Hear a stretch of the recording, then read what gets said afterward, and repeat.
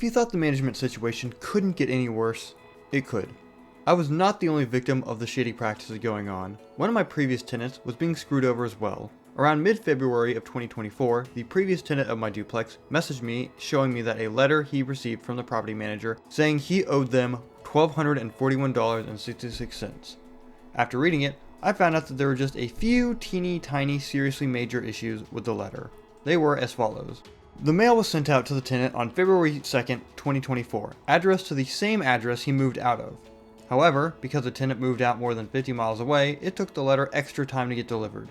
This means that the 15 days the tenant had to refute the letter is down to just a day or two. Second, the letter is addressed to the wrong person in the To section at the top.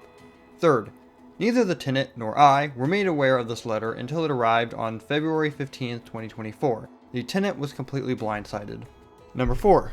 This letter uses verbiage that made it appear that I personally initiated a notice of intent to impose a claim of damage. For example, such lines include, "This is a notice of my intent to impose a claim for damage," and "This form was completed with the assistance of the manager's name." I had no knowledge of this letter being drafted or mailed, and the broker's signature is on the bottom, not mine.